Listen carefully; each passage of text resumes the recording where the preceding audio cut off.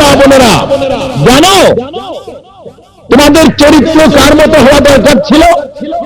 তোমাদের সর্দারিনী হবে খাতুনে জান্নাত ফাতেমাতুজ জাহরা, নবীর কলিজার টুকরা হাসান আর হুসাইনের মা হযরতে শেরে আলীর বিবি। ওই ফাতেমার চরিত্র তোমাদের তালাশ করা দরকার ছিল। আজকে এলাকার মা বোনদের কোন একটা ঘর খুঁজে আমি পাবো না যে ফাতেমার জিন্দেগি কোন মহিলার হাতে আছে। কি বলেন, পাওয়া যাবে? পূজা হাদিস শরীফ খুলে দেখুন, দয়ার নবী মায়ার নবীর আদরের মেয়ে ফাতেমা নবীর পাশে দাঁড়াইয়া প্রশ্ন করে, আব্বু গো, আমি তো রাহমাতুল লিল আলামিনের মেয়ে, হাসান হুসাইনের মা, আলীর বিবি।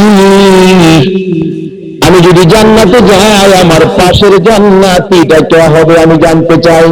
রাসূল বলেন, ফাতেমা গো, তোমার পাশের জান্নাতীটা হবে একজন কাঠুরিয়ার বিবি, অত্যন্ত গরিব মানুষ।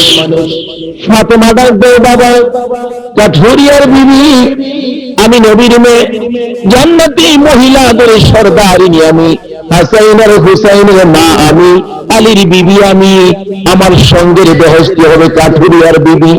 আমি তো মনে মনে ভাবছিলাম কোন নবীর মেয়ে হয়তো বা আমার সঙ্গী হবে, কোন নবী রাসূলের বিবিগণ আমার সঙ্গী হবে, এমন কাঠুরিয়ার বিবি এত গুণবতী হবে গো, ওই মহিলাটা আমি দুনিয়ার জমিনে দেখতে চাই।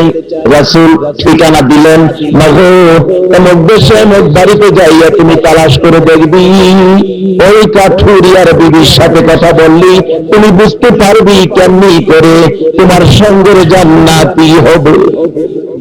ফাতেমা পরের দিন সকালবেলা বুরগা লাগাইয়া টুকটুক করে হাঁটতে হাঁটতে ওই কাঠুরিয়ার বিবির বাড়ির সামনে হাজির। দরজায় আওয়াজ দিল, কে? আমি ফাতেমা, হাসান আর হুসাইনের মা, দয়ার নবী মায়ার নবীর আদরের মেয়ে ফাতেমা, তোমাকে ডাকতেছি। কাঠুরিয়ার বিবি ঘরের ভিতর থেকে জবাব দেয়, আমাকে কেন ডাকো? বিবি কয়, কেন ডাকো? ফাতেমা বলে, তোমার সাথে দেখা করতে আসছি। ওই বিবি জবাব দেয়, ফাতেমা, আমি দুঃখিত, তোমার সাথে দেখা করতে পারলাম না। কেন পারলি না রে বোন? পারলাম না, আমার স্বামীর কাছ থেকে আমি ইজাজত রাখি নাই, কেউ আসলে দেখা করব। একবার সুবহানাল্লাহ বলেন। কি বলেন? এই চরিত্রের একটা মহিলা পাওয়া যাবে? স্বামীর ইজাজত ছাড়া একজন মহিলাই তো, কেমন মহিলা যিনি জান্নাতি মহিলাদের সব বাড়িনি হবে?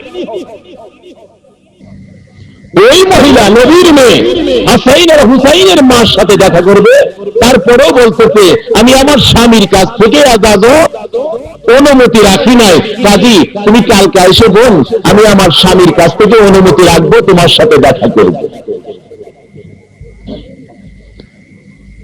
পরের দিন সকালবেলা ফাতেমা রওনা হয়, তার বাড়িতে যাবে। কাঠুরিয়ার বিবি কাঠুরিয়ার কাছ থেকে ইজাজত রাখছে। সকালবেলা হযরতে ইমাম হাসান ঘুম থেকে উঠে ডাকতেছে, না কালকে কই গেছিল? আমি যাবো সাথে। তুমি যাইবা? ঠিক আছে চলো। কাঠুরিয়ার বিবি ঘরের দরজার সামনে টনটন করে আওয়াজ দিলে, কে তুমি? আমি ফাতেমা। হাসান বলে, আম্মু কালকে কি তুমি এখানে আইছিলা?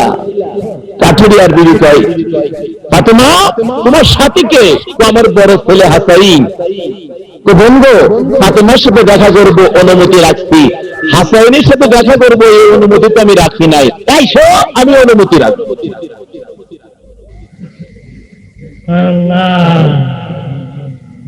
জান্নাতি মহিলাদের সর্দারিনী কাকে বানাইছে? এই ফাতেমার সাথে কি আপনারা জান্নাতে যাইতে চান? হে মা বোনেরা, একটু জীবনের হিসাবটা মিলান তো দেখি ঠিক আছে কিনা। কালকে আইসো। ফাতেমা ফিরে আসলেন। তৃতীয় দিন সকালবেলা রওনা হলেন। স্বামীর কাছ থেকে হাসাইন আর ফাতেমার ইজাজত পরিষ্কার করে রাখলেন। পরের দিন সকালে ঘুম থেকে উঠলে হুসাইন কয়, আম্মু কালকে বড় ভাইরে লিয়ে কই গেছিল? আমিও যাবো। বাড়ির সামনে আওয়াজ দিলে টনটন কে? ফাতেমা। হুসাইন কয়, আম্মু বড় ভাইরে লিয়ে কালকে এখানে আইছিল? কাঠুরিয়ার বিবি জিগায়, তোমার সাথে কে? আমার সাথে আমার ছোট ছেলে হুসাইন। বন্ধ, দুঃখিত পারলাম না, আমি তো হুসাইনের কথা স্বামীর কাছ থেকে আমি বইলা রাখছি। ফাতেমা ডাকতেছে, বোন আর তোমার সাথে দেখা করতে হবে না, আমি একটা খবর তোমার শোনাইয়ে দেই। বলবো তোমার এই ব্যবহার করে কত লাভ করেছো, স্বামীর কথা মতো চইলা কি লাভ করেছো, এমনই ভাবে পর্দায় থাইকা তোমার জিন্দেগি কত সুন্দর হয়েছে। শোনো, আমি আমার বাবা আখিরি নবী উম্মতুল কান্দারির সাথে কথা বলতে যাওয়া প্রশ্ন করেছিলাম, বাবা গো তুমি তো নবী সাইয়্যিদুল মুরসালিন, তুমি তো শ্রেষ্ঠ নবী, তোমার মেয়ে আমি ফাতেমা জান্নাতি মহিলাদের সর্দারিনী হবে, আমি ফাতেমার সঙ্গের বেহেশতিটা কে হবে প্রশ্ন করলে তোমার ঠিকানা দিয়েছিলেন, সেজন্য তোমার সাথে দেখা করতে চেয়েছিলাম। এমনি করে যদি স্বামীর আদালত ছাড়া তুমি একটা কদম সামনে না বাড়াও, যাই না রাখো তোমার আবাদত কবুল হয়ে গেছে, তোমার জান্নাত হবে আমি ফাতেমার সঙ্গে। বলুন সুবহানাল্লাহ। আজকালকার সমাজের একটা মহিলা এরকম খুঁজে পাওয়া যাবে? আপনাদের কি মনে হয়?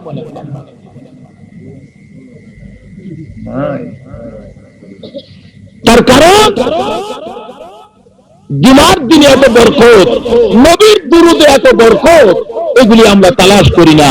জুমার দিন দেওয়া হয়েছে, শুক্রবার দেওয়া হয়েছে জুমার দিনের জন্য, জুমার নামাজের জন্য, আর শুক্রবার দিন আমরা তালাশ করি পেপারের কোনায় আগামী শুক্রবারে বইটা কি দিবে। অথচ জুমার নামাজ আর তারপরে দুরূদ শরীফ কত বরকতের জিনিস।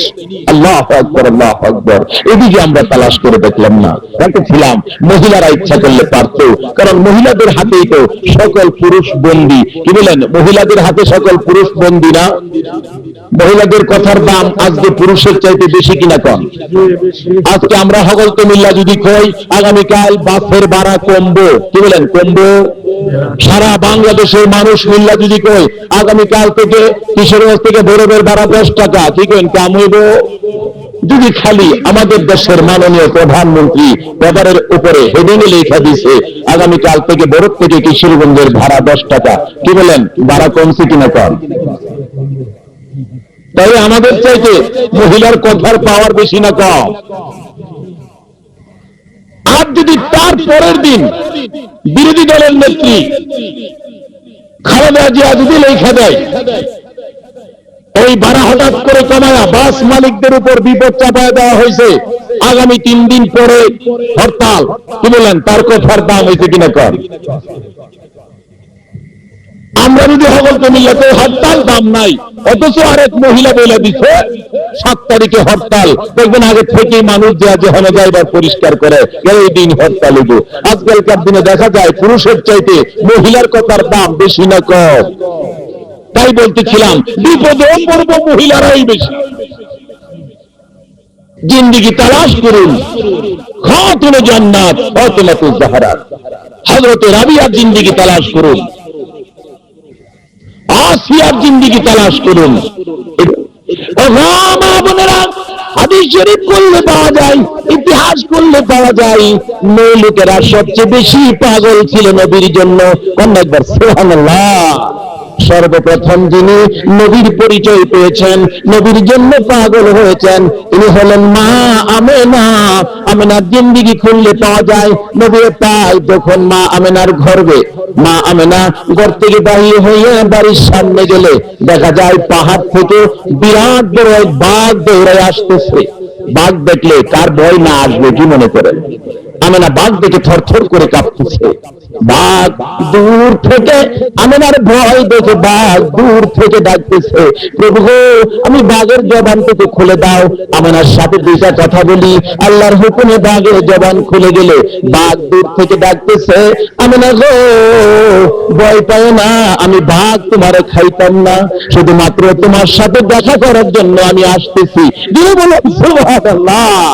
আরে আমেনা, আমি তোমাকে খাওয়ার জন্য আসি নাই, একটা খবর তোমাকে দেওয়ার জন্য এসেছি, তুমি কি রাহমাতাল লিল আলামিনের মা হইতেছো। আমিনা চুপ করে দাঁড়িয়ে আছেন, বাঘের কথা শুনতেছেন। বাঘ রে বাঘ এমনি করে কথা কয়, ব্যাপারটা কি?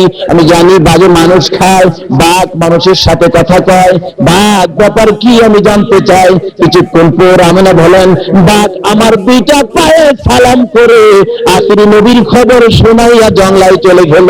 শুধু তাই নয়, আমিনা বলেন আমি কিছুক্ষণ পর দেখি একটা পাহাড় থেকে এক জাত হরিণী মতান্তরে এক জাত বকরি বেরিয়ে আসতেছে, আর একটা পাহাড় থেকে শত শত বাঘ বেরিয়ে আসতেছে। আমরা তাকায় রইলাম, বাঘ একদিকে, হরিণ আরেক দিকে। বাঘ আর হরিণ তো একসাথে কোনোদিন থাকে না, বাঘ হরিণ খায়, বাঘ দেখলে হরিণ পালায়। আমিনা বলেন আমি তাকায় দেখতেছি, শত শত লোকেরা তাকায় দেখতেছে। জঙ্গলার বাঘ আসতেছে একদিক থেকে, জঙ্গলার হরিণ আসতেছে আরেক দিক থেকে। কাছাকাছি আসে, কেউ কাউকে ভয় পায় না, কেউ কাউকে ধরতে সাহস পায় না। কাছাকাছি আসার পর জঙ্গলার বাঘ হরিণের গালের সাথে গাল লাগাইয়া, হরিণী বাঘের গালের সাথে গাল লাগাইয়া ডাকতেছে, আকাশেতে লক্ষ তারার জোনাগে জ্বলেছে। বলুন, আকাশেতে লক্ষ তারার জোনাগে জ্বলেছে, আল্লাহ তাআলা রহমতেরই দুয়ার খুলেছে। আরে আল্লাহ তাআলা রহমতেরই, আকাশেতে লক্ষ তারার জোনাগে জ্বলেছে, আকাশেতে লক্ষ তারার জোনাগে জ্বলেছে, আল্লাহ তাআলা রহমতেরই দুয়ার খুলেছে। আরে আল্লাহ তাআলা রহমতেরই। মা আমেনার কোলে নূরের চাঁদ উঠেছে। বলুন, মা আমেনার কোলে নূরের চাঁদ উঠেছে, আল্লাহ তাআলা রহমতেরই দুয়ার খুলেছে। আরে আল্লাহ তাআলা রহমতেরই। মা আমেনা বলেন, শিশু নবীর আগমনে বকরি বাঘ একসাথে কথা বলতো, জঙ্গলার হরিণ বাঘের গালের সাথে গাল লাগাইয়া নবীর প্রেমে গান গাইত। বলতেছিলাম, মা বোনেরা গো, মহিলারার মধ্যে নবীর খবর আগে পাইছে, মহিলারার মধ্যে নবীর ভালোবাসার পরিচয় আগে দেওয়া হয়েছে। শুধু তাই নয়, হযরতে খাদিজাতুল কুবরা রাদিয়াল্লাহু তাআলা আনহার জিন্দেগি খুলে দেখুন। খাদিজা বলেন, আমি দেখি উম্মতের কান্ডারি গুনাহগারের বন্ধু, যার প্রেমে তামাম পৃথিবী, ওই নবী যখন আমার ঘরে আসলেন, এমন সময় দেখি ওই নবীর উপর আকাশের মেঘের টুকরাগুলো ছায়া দেয়। আমার নবী বকরি চড়াইতে গেলে জঙ্গলার বড় বড় সাপগুলো আইসা নবীর মাথার উপর ফনা ধরে ছায়া দেয়। এই অবস্থায় দেখে আমি খাদিজা চিনে ফেলাইলাম, ইনি বুঝি আখিরি নবী, উম্মতের কান্ডারি ছাড়া কেউ না। এবার ডাকতেছে খাদিজা মুরব্বীদেরকে, মুরব্বীরা গো, এই ছেলেটার সাথে মুহাম্মদের সাথে আমি খাদিজারে বিবাহ করাইয়া দাও। মুরব্বীরা মানা দেয় নিষেধ করে, আরে খাদিজা, মুহাম্মদের মা নাই, বাবা নাই, জমি জমা নাই, সয় সম্পত্তি নাই, এমন একটা এতিম সন্তান, এতিম ছেলের কাছে তুমি বিবাহ বসতে রাজি হয়েছো। ওগো মা বোনেরা, নবীর পরিচয় মহিলারা আগে পাইছে, তোমরা কেমনে গো নবীর পরিচয় থেকে দূরে সইরা টিভির পাগল হয়ে গেছো। খাদিজা বলেন, নবীর পরিচয়টুকু আমি পাইয়া মুরব্বীদের কাছে প্রশ্ন রাখলাম, আমি আমার সম্পত্তি চাই না, মুহাম্মদের সাথে আমার সম্পর্ক জোড়াইয়া দাও। মুরব্বীরা আলোচনায় বসলে মানতে চায় না মুরব্বীরা, মুহাম্মদের কিছুই নাই, কার সাথে তোমাকে বিবাহ দিব? খাদিজা ডাকতেছে, আসো, পর্দার ভিতরে আসো, আমি খাদিজার সকল সম্পত্তি আমি নবী মুহাম্মদের নামে লেখা দিলাম। দিয়ে বলেন সুবহানাল্লাহ, আমার সকল সম্পত্তি নবী মুহাম্মদুর রাসূলুল্লাহর নামে ওয়াকফ করে দিলাম। এবার আমি খাদিজা গরিব হলাম, আমি মুহাম্মদকে ধনী বানাইলাম। এবার বলো গো, আমি খাদিজারে, গরিব খাদিজারে ধনী মুহাম্মদের কাছে বিবাহ দিবা? বিবাহ করাইয়া দিলে নবীর সুখে দুঃখের সঙ্গিনী হলেন খাদিজাতুল কুবরা রাদিয়াল্লাহু তাআলা। হাদিস শরীফ খুলে দেখুন, খাদিজা যেদিন দুনিয়া থেকে বিদায় হবে ডাকতেছে, উম্মতের কান্ডারি গো আসো আমার পাশে আসো। নবীজি দৌড়ায় এসে খাদিজার পাশে বসে বসে কাঁদতেছে, খাদিজা গো তুমি যদি বিদায় হয়ে যাও আমার সুখে দুঃখে আমার পাশে কে থাকবে? খাদিজা কাঁদতেছে, ইয়া রাসূলুল্লাহ, যেদিন আমার সকল সম্পত্তির বিনিময় রাসূলকে আমি গলার মালা বানিয়েছিলাম, রাসূলকে আমার পাশে এনেছিলাম, সকল বিপদের সময় আমি খাদিজা আপনার পাশে ছিলাম। নবী গো, আমি খাদিজা বিদায় হয়ে কবরে চলে যাইতেছি, আমি চোখের পানি দিয়া বুক ভাসাইতেছি গো রাসূল, আমি খাদিজা বিদায় হলে আপনার সুখে দুঃখে পাশে কে থাকবে? এমন সময় রাসূল কান্দে, খাদিজাও কান্দে। ফাতেমা ছোট্ট মেয়ে দৌড়ে গেছে, মা গো তুমি কান্দে, আমার বাবাও কান্দে। ও মা কেন কান্দো আমি জানতে চাই। এবার খাদিজা ফাতেমার টাইনা বুকে নিয়ে বলতেছে, মা গো তোমার তিন বাবার জন্য আমি কান্দি। সুবহানাল্লাহ। তোমার বাবার চোখের পানি দেখলে আমি খাদিজা সইতে পারি না গো। এমন একদিন ছিল যেদিন আমি খাদিজা সবকিছুর বিনিময়ে তোমার বাবার প্রেমের মালা গলায় নিয়েছিলাম। আজকে আমি খাদিজা দুনিয়ায় থাকবো না, বিদায় হয়ে যাব, তোমার তিন বাবার কে আদর করবো? ফাতেমা মার গলায় ধরে চোখের পানিগুলি মুছতেছে আর ডাকতেছে, না গো ও মা তুমি কাঁদো না, আমি কথা দিলাম মারে তিন বাবারে আমি ফাতেমা আদর করব, আমার তিন বাবারে আমি ফাতেমা আদর করব, আমি মার মতো আদর করবো আমার তিন বাবার। এমনি করে ফাতেমার পরিচয়টুকু দিলেন, কেমনি করে আদর করবে। মহিলারা গো না জাতি গো, নবীর জন্য মহিলাদের জিন্দিগি খুললে পাওয়া যায়, তারাই বেশি বেশি পাগল হয়েছে নবীর জন্য। বলতেছিলাম নবীর জন্য পাগল হইয়া তাদের জিন্দিগি কত পরিষ্কার করেছে। এই জন্য মহিলাদের সাথে সম্পর্ক নবীর বেশি ছিল, মহিলাদের পক্ষে রাসূল ছিলেন। নবীর প্রেমে পাগল হয়ে যেই সমস্ত মহিলারা মাহবুবকে রাজি করেছে তাদের জন্য দুনিয়া থেকে সুখবর পেয়েছে। সুবহানাল্লাহ। যা বলতেছিলাম এই মহিলাদের কথা, মহিলারা ইচ্ছা করলে এখনো পারে পুরুষদেরকে সন্তানদেরকে সত্য পথের নিশান হাতে তুলে দিতে। হাদিস শরীফ খুলে দেখে নবী বলছে, নামাজের মাধ্যমে তোমরা কি করো? রিজিকের তালাশ করো, যা দরকার নামাজের মাধ্যমে আল্লাহর দরবারে চাও। এক সাহাবী নামাজে দাঁড়াইছে, ঘরে খাওন নাই, সারাদিন নামাজ পড়ছে, বিকাল বেলা খবর লইছে খাওনের বা হইছে না, তাহলে আমার নামাজ হইছে না। নবী কইছে নামাজ পড়লে হইছে না যখন, তাহলে আমার নামাজ হইছে। আমরা হইলে কি করলাম? হইলে আল্লাহ কানা হয়েছে গা দেখে না বুঝি, আবার উঁচু করে নামাজে দাঁড়াইছে, কোন খবর হইছে না, তাহলে ওখানে আমার নামাজ হইছে। আবার উঁচু করে নামাজে দাঁড়াইছে, এবার একটা বাচ্চা মেয়ে দৌড়াই গেছে, আপু তাড়াতাড়ি আয়ো, কি দেখা ওই যে গম বাঙ্গাইটা পাথরের চাকাটা এটা ঘুরতেছে আর চারদিক দিয়ে আড়া বাড়িতেছে। সাহাবি বাড়ি পাইছে, আইসা দেখে ঠিকই আড়া ভরি করছে, দেখ দেখ যাচ্ছেন সব ভরছে। সাহাবি কই করতে আইরে এত আড়া করতে ভরিতেছে, গম টম নাই, ব্যাপারটা কি? পাথরের চাকা একটু আলগি দিয়া দেখতে চাইছেন, করতে আইয়ে আলগি দেওয়ার সাথে সাথে আড়া বাইর হওয়া বন্ধ হয়ে গেছে। সাহাবী উম্মতের কান্ডারি দয়ার নবী মায়ার নবীর সামনে হাজির। দয়ার নবী গো, আপনার কথা মতো নামাজ পড়তে থাকলে একবার পড়লাম হলো না, দুইবার পড়লাম হলো না, তিনবারের মাথায় আমার চাকা ঘুরতেছে, আড়া বাইর হইতেছে। রাসূল পাতিল যা ছিল আড়া দিয়ে ভরলাম, দেখতে চাইলাম কোত্থেকে বাহির হয়, কিছুই পাইলাম না, শুধুমাত্র মাঝখানে একটা গম পড়ে আছে। তারপরে কি করছো? ছেড়ে দিলাম, আর চাকা ঘুরে না, আড়া বাইর হয় না।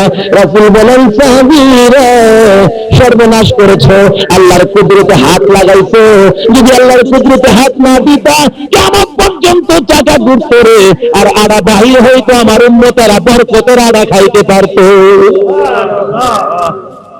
এই নামাজের বেলা ওখানে দেশের মাঝে গন্ডগোল আছে, নামাজের কথা জিগাইলে হিসাব মিলাই পারে না, আর বাকি সব মিলাই পারে। আল্লাহ রাব্বুল আলামিন কোরআন শরীফে বলছে যে কোরআনে কোনো সন্দেহ নাই, এই কোরআনের প্রথম এই কথাই বলছে, এই কোরআনের ভিতরে যা পাইবা সব শান্তি, কোনো ভেজাল নাই। যালিকাল কিতাবু লা রাইবা। তারপরে কোরআন শরীফের ভিতরে আল্লাহ ডাকতেছে, ইয়া আইয়ুহাল্লাযীনা আমানু দুখুলু ফিস-সিলমি কাফা, তোমরা ইসলামে প্রবেশ করো পুরাপুরি ভাবে, ইসলামে দাখিল হও। এই পরিমাণ, যেই পরিমাণ হইলে মানুষ কয় যথেষ্ট আল্লাহ। দেখা গেল এই ব্যাপারে আমরা দুর্বল, হিসাব মিলাইলে দেখা যায় আমরা দুর্বল।